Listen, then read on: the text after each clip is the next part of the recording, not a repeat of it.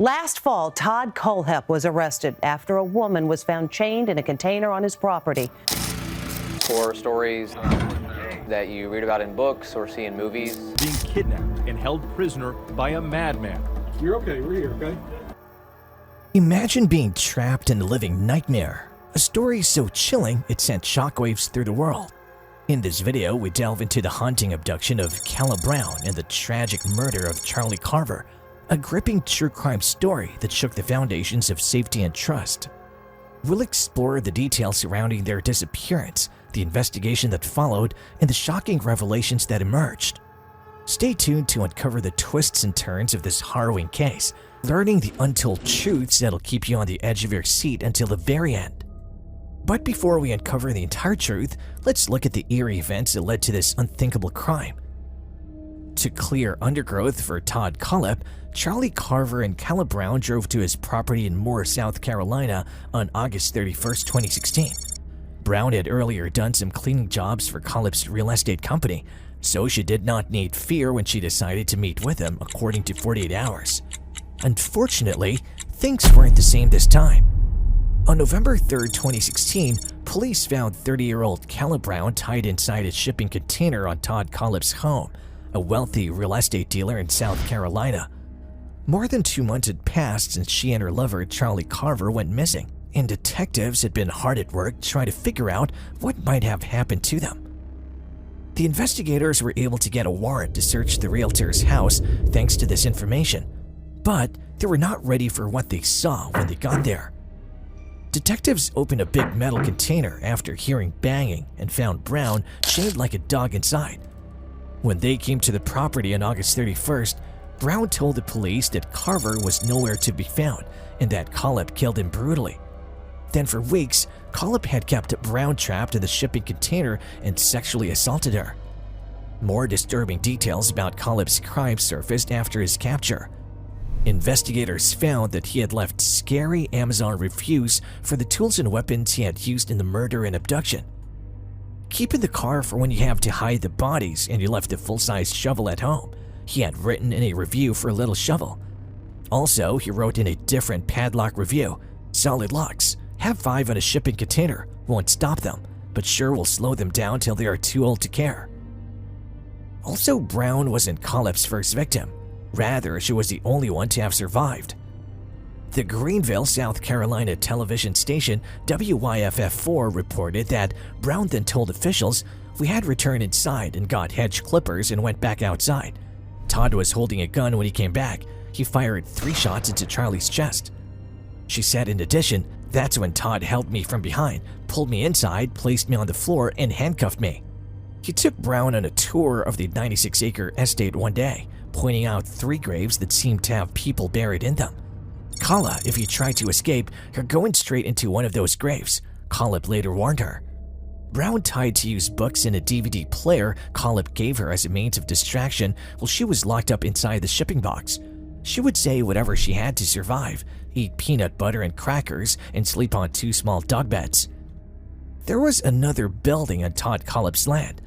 Authorities were informed by Calla Brown that her kidnapper would at times leave her there, always chained in one way or another. A tractor was parked in the garage of the building. Charlie Carver's body was covered with a tarp after Todd Kohlhepp shot him, according to Calla Brown, who also claims that Kohlhepp buried Carver somewhere on his land. Todd Kohlhepp created a living space for himself on the building's 2nd floor. A dresser in the living room had handcuffs in the top drawer. The chains Todd Kohlhepp used to bind Calla show that he occasionally brought her to this building. Charlie Carver's mother, Joanne Shiflett, got worried a few days after they went to Kohlhepp's property with Calla Brown since she hadn't heard from him. When she called him after his 12-hour work shifts, she first thought he was just sleeping. But as days passed, she realized something wasn't right. In the meantime, one of Brown's friends was starting to ask her concerns as she became more alarmed by the radio silence. Friends and relatives of the couple became even more confused when unusual posts started showing up in their social media pages. Strange Facebook posts claimed that Brown and Carver were happily married, house owners, and had moved in together. So why were they not answering any texts or phone calls? After Shiflett decided to report someone missing, the police got to work investigating. The Anderson Independent Mail claims that after getting Brown and Carver's mobile phones and social media records, officers started their investigation. They saw that although the position wasn't exact, her phone had most recently pinged from a cell phone tower in the Spartanburg County region. Police didn't find texts between Brown and Kohlhepp regarding working on his property until they were able to access her Facebook data. These chats were found in the same area where Brown's cell phone had last rang. They required this key to secure a search warrant for Kohlhepp's land. Investigators heard a loud blast coming from a massive metal shipping container while they were searching the 96 acres. Kayla Brown was inside, her ankle and neck tied to prevent her from trying to get free. After she was found, Spartanburg County Sheriff Chuck Wright addressed the media saying, "I am grateful to God for letting us find a missing person from Anderson City who was trapped in a container chained up like a dog.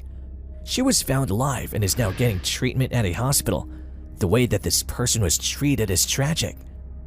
Police also discovered Carver's car, which had been abandoned in the woods with a brown spray paint job.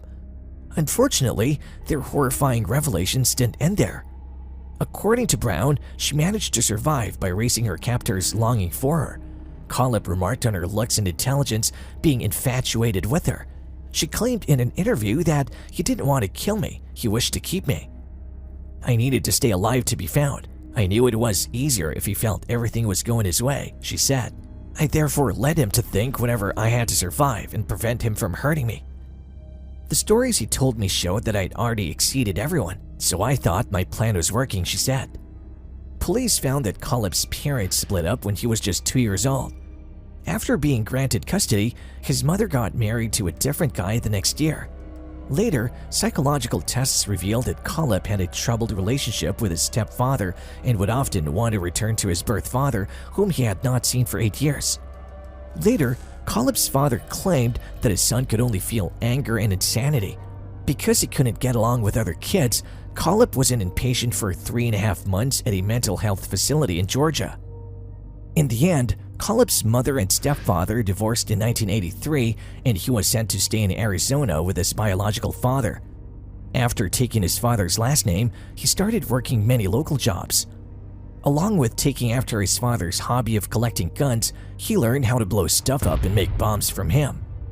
Even yet, the relationship soured as a result of his father's absence and his multiple relationships, and Kohlhepp often expressed his need to see his mother again, even though she allegedly made up reasons to let him stay longer. Todd Kohlhepp told Kayla Brown everything about his past crimes, even the ones he had no connection to, during the 2 months he had her in captivity.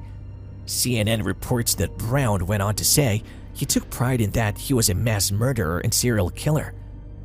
Kohlhepp reportedly told Brown that he had dreams of his body count reaching 3 digits, meaning that he had killed close to 100 people and that he wanted to kill a lot more. When the police investigated these claims, they found scary evidence that Kohlhepp was involved in at least 2 unsolved local cases. He had killed 4 people in a local motorsports store in 2003, but the mass homicide remained unresolved for 13 years. According to NBC Associated WYFF of Greenville, the 4 persons who died in the 2003 cold murder were identified as Scott Ponder, Beverly Guy, Brian Lucas, and Chris Sherbert.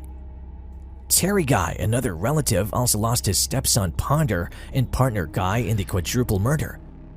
He said to WYFF that during a court appearance, Kohlhepp showed no signs of regret. Nevertheless, Guy continued saying that he wished to truly pray with the gentleman, then look him in the eye and say, "I forgive you." One of Kohlhepp's murder charges related to the 2015 murders of Johnny and Megan Coxey, whose corpses were found in Kohlhepp's land after Brown's escape. They disappeared in December 2015.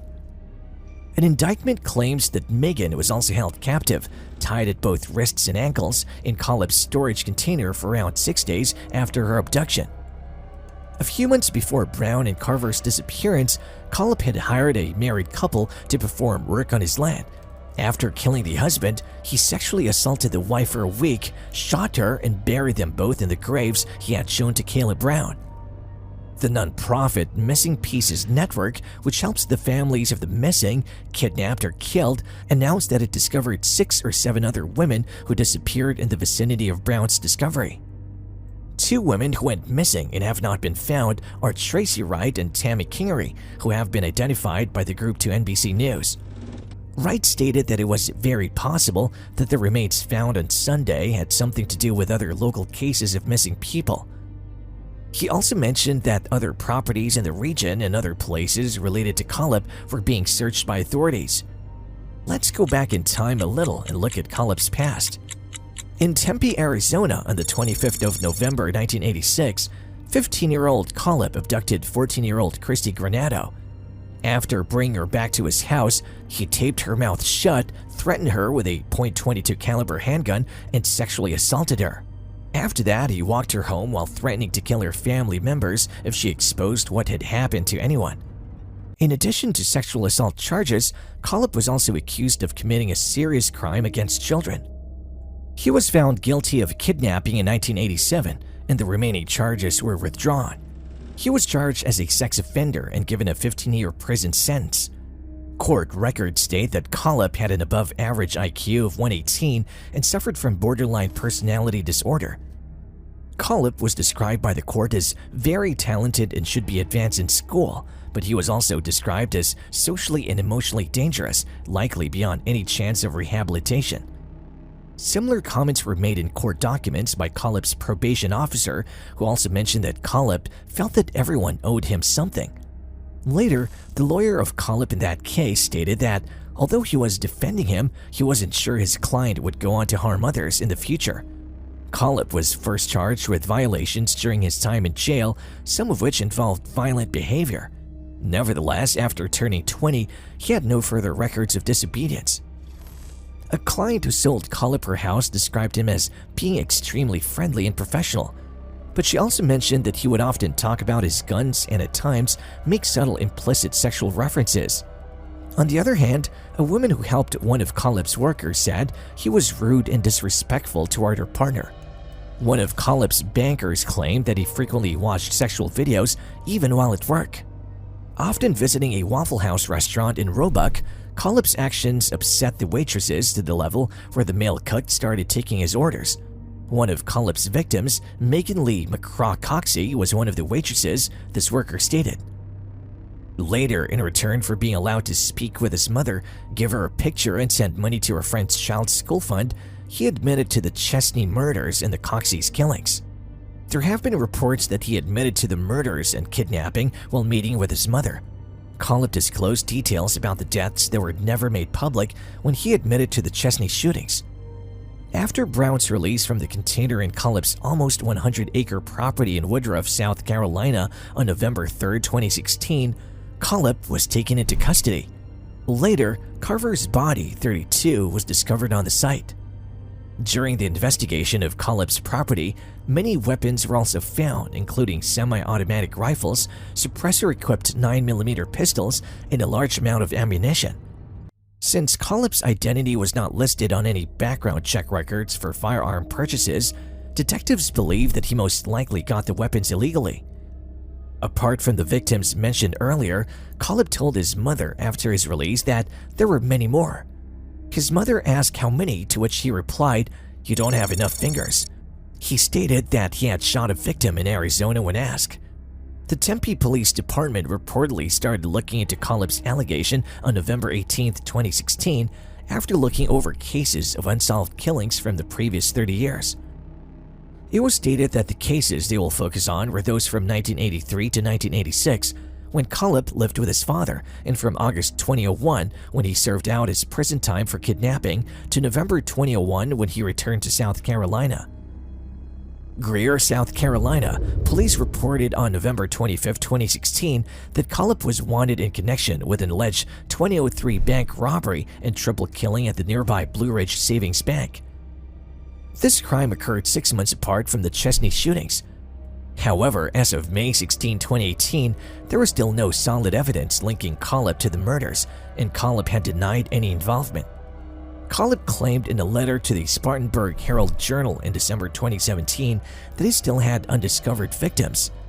Kohlhepp entered a guilty plea to 1 crime of criminal sexual assault, 2 charges of kidnapping, and 7 charges of murder in court. He was found guilty and given 7 life sentences in a row. He's still behind bars in Columbia, South Carolina. Family members of the victims of the Chesney shooting have filed a lawsuit for wrongful death against him, according to a WLTX report. It was revealed on December 1st that Brown had sued him legally as well. Kohlhepp has now confirmed more than once that there were at least 2 more deaths, despite his defense's claim during his sentencing that there was no need for clarification. He had not provided the information to the authorities as of August 2018.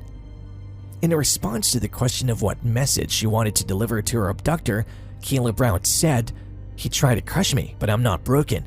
He cannot destroy who I am. I won." Today, we uncovered the goosebumps-giving story of Kayla Brown's abduction and the devastating loss of Charlie Carver, along with many other victims of Kohlhepp. From their disappearance to the chilling discoveries, this case serves as a reminder of the terrifying reality that sometimes lurks behind seemingly ordinary lives. Thanks for watching. Stay safe until next time.